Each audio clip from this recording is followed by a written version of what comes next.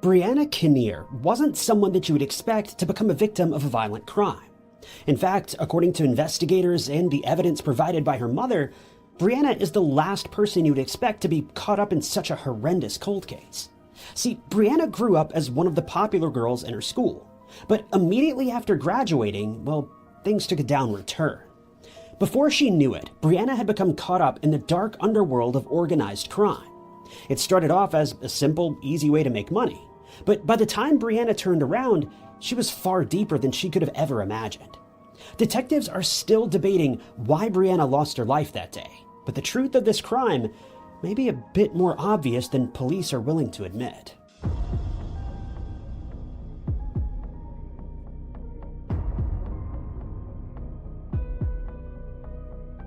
Brianna Kinnear wasn't your average teenager. According to Brianna's mother, she was always one of the more popular kids in school, far from average. We don't know too much about her younger years, but we know that by the time Brianna made it to high school, she was doing incredibly well for herself. This was in the early 2000s, between 2003 and 2005.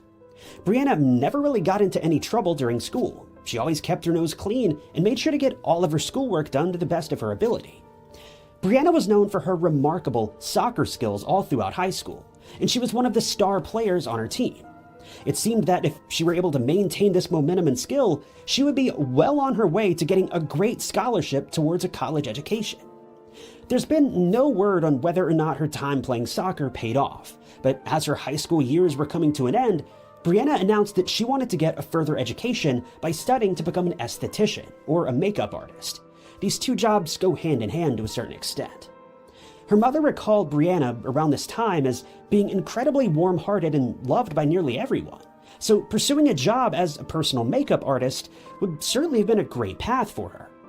But no sooner than Brianna started making arrangements for her future, things started to change. See, for her final year in high school, Brianna attended Coquitlam's Terry Fox Secondary School in British Columbia, Canada.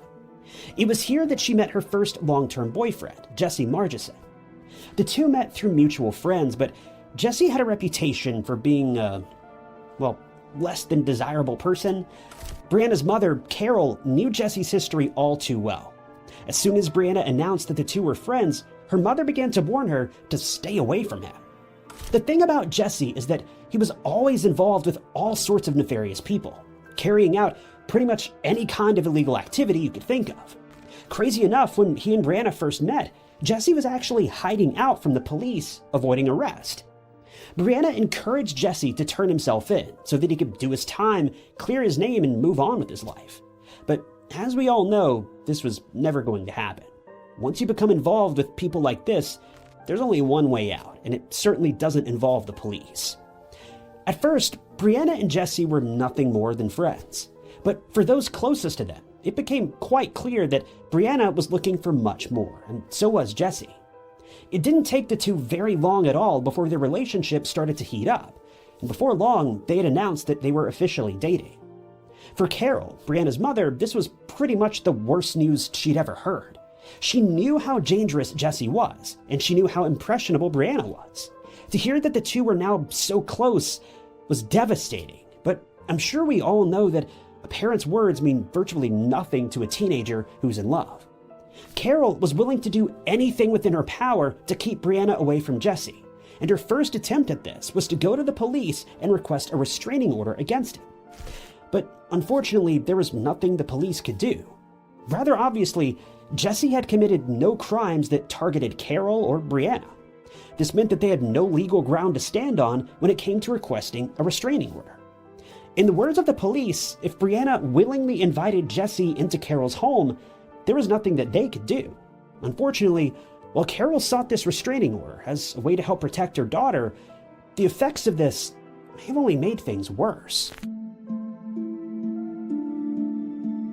Brianna knew that her mother didn't like Jesse. She made this much as obvious as she possibly could, hoping her daughter would see the light and break up with him. But as you probably came to expect, her mother's efforts had the opposite effect. Her actions only drove Brianna closer to Jesse, and would eventually lead to her moving out when she was just 19 years old, with the sole purpose of continuing her relationship far away from her mother's eyes. It was right around 2005. Brianna was just 19 years old when she moved out of her mother's home, presumably moving in with her boyfriend Jesse, but this is just a guess. I haven't been able to confirm this. As it would turn out, the media coverage of Brianna's case was shockingly minimal, but there is a reason for this that we'll get to in just a moment. But no sooner than Brianna moved out, her mother noticed that she started having larger amounts of money around.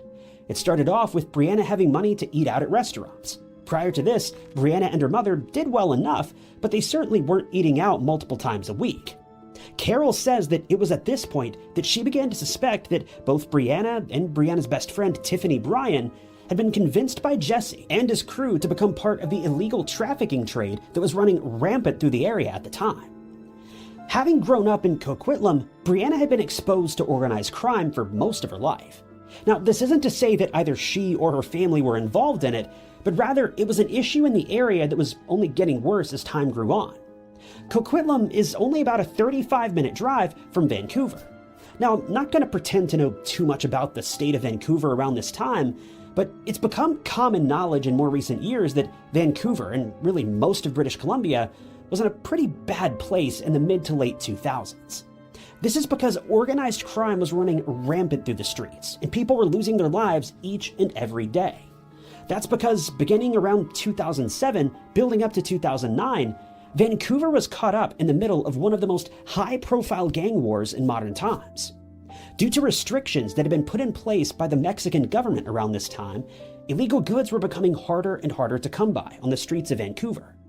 Now, this was true pretty much everywhere across Canada and the United States, but it was particularly bad in Vancouver.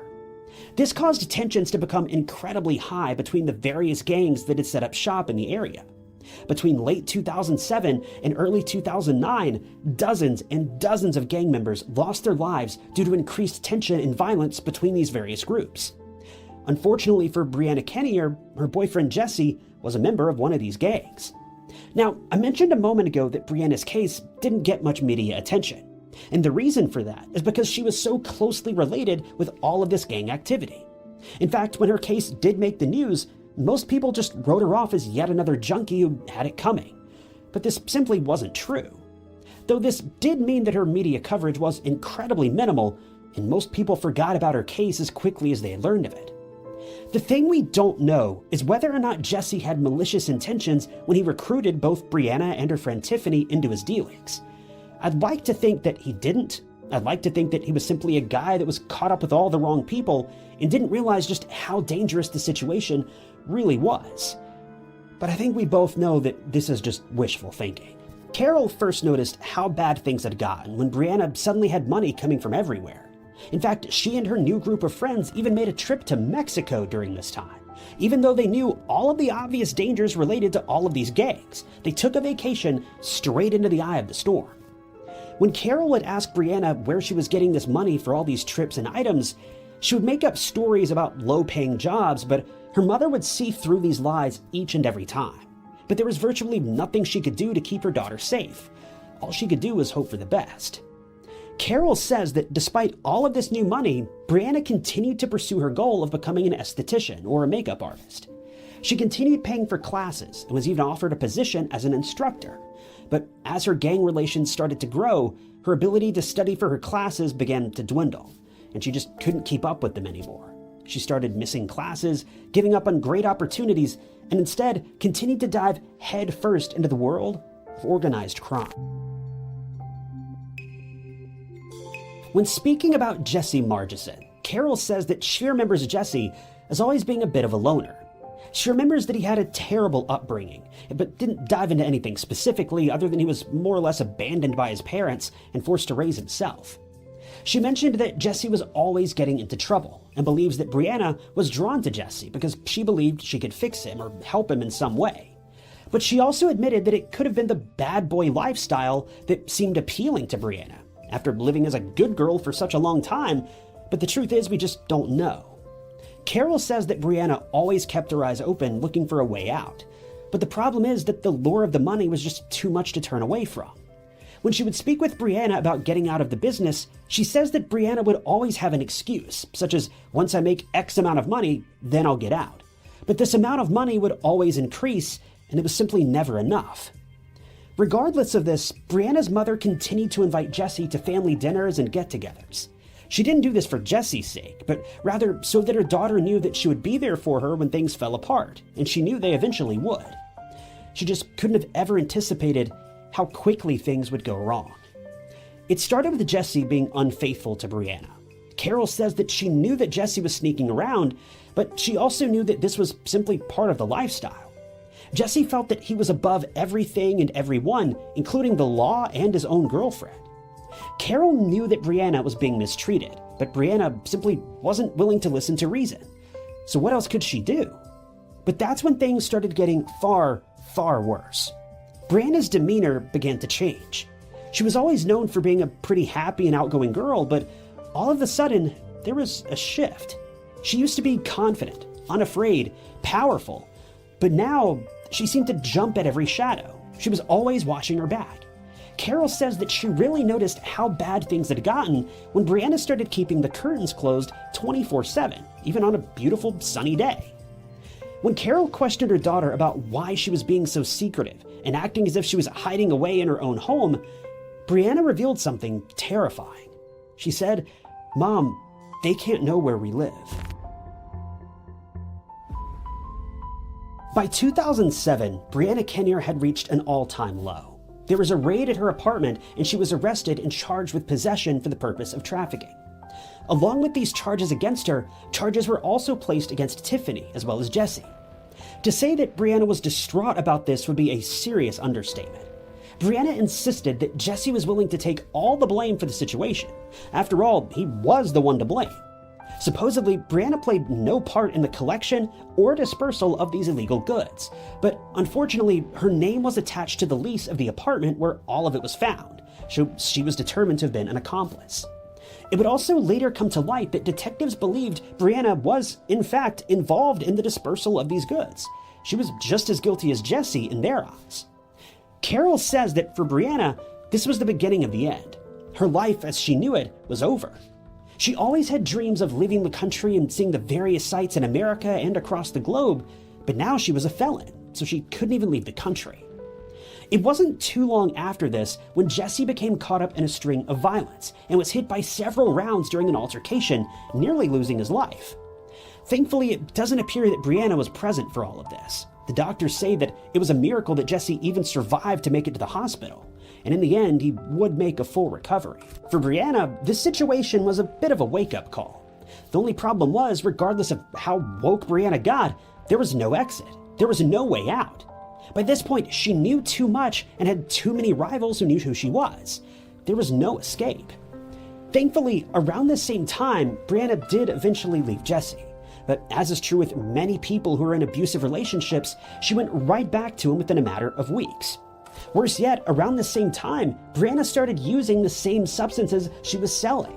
So adding an addiction into the mix certainly didn't make her situation any better. And it's likely that she went back to him not only because she missed him, but also because she needed her next fix, and he was the main person who could provide that for her. After many more months passed by, Brianna finally made the decision to leave Jesse once and for all. She even packed up all of her things and moved to a new address that only her close family knew about. But Jesse wasn't willing to give it up. He was actually in prison at this point for one of the countless crimes he had committed. He and Brianna would write letters back and forth all the time, but in late 2008 or early 2009, Brianna wrote him one final letter in which she broke up with him for good.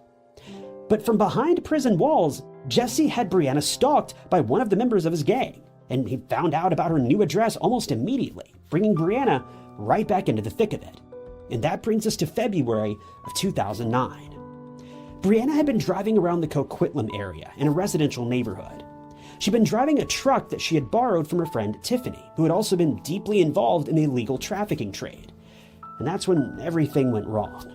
How exactly the situation played out has never been determined. Best I can tell, there were no witnesses, or at least none that were willing to come forward.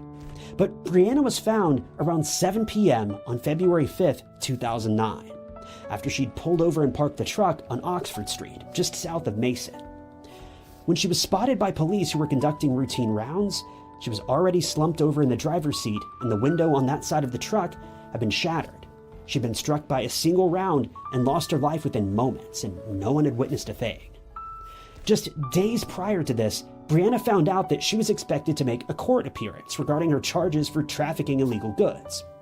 But as is true with so many people in situations like this, Brianna wouldn't live to see her court date. She lost her life all alone in a borrowed vehicle on the dark streets of Coquitlam. The worst part is, we don't even know if she was the intended victim.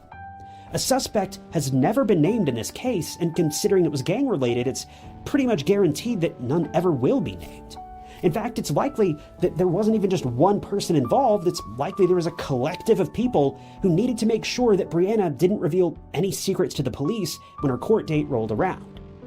But the craziest thing about Brianna's case is that investigators believe it's entirely possible that Brianna lost her life due to a simple case of mistaken identity. Considering she was driving Tiffany's truck, many detectives believe that Tiffany may have actually been the target. It's never been revealed why Brianna was parked in that area on the night that she lost her life, but it has been confirmed that in Jesse's absence, Brianna was still actively dealing. It could be safely assumed that she was there to carry out a deal, but this has never been confirmed. As mentioned, Brianna was just one of 3 people who lost their lives on that very same day, all of whom were tied to various gangs in the area.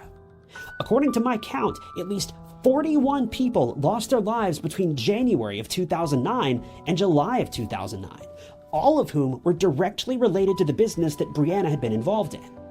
Brianna was just one of the first victims of these gangs, but she was far from the last. In reality, we don't even know if she had any gang secrets worth sharing. It's highly possible that she lost her life that day for no reason at all, especially if she wasn't even the intended target. It's just tragic all the way around because Brianna knew how dangerous this lifestyle was. She was a very smart girl. She did really well in school and always stayed out of trouble. But for whatever reason, this Jesse guy had an almost supernatural hold on her. And she was so blinded by her desire to be with Jesse that everything else just fell by the wayside. If there's any silver lining to this story, it's that Brianna's friend Tiffany appears to have made it out alive. After Brianna lost her life in Tiffany's vehicle, it served as somewhat of a wake-up call, and Tiffany was able to get out of the business, at least as far as I can tell. After Brianna lost her life, I was able to confirm that Tiffany had found herself a more typical job and had held on to it for at least 6 to 8 months. But after this, the trail of Tiffany basically runs cold. As for Jesse Margison, well, he's a bit more difficult to track down. As of 2012, he was in jail awaiting trial when he was savagely beaten by a group of fellow inmates, who, you guessed it, were likely members of a rival gang. They messed him up pretty badly, but get this, he was awarded $3 million in the aftermath, given to him by the British Columbia government. Jesse and one other inmate had been the victims of this assault, and it was determined that the guards and prison officers didn't do their job to keep the 2 men safe, so the 2 were awarded a very hefty settlement. But after about 2016, Jesse basically falls off the map. I'm not sure if he's still in jail, prison, or if he's a free man now living the high life with $3 million in the bank. After this settlement, no one ever mentioned him again. Unfortunately, it seems like the real victim in this entire situation, in my opinion, was Carol, Brianna's mother. Brianna, rather obviously, is no longer around to have to suffer the aftermath of everything that went down. Jesse's no longer in the picture, nor is Tiffany. Carol has basically been left behind to sift through the wreckage all on her own.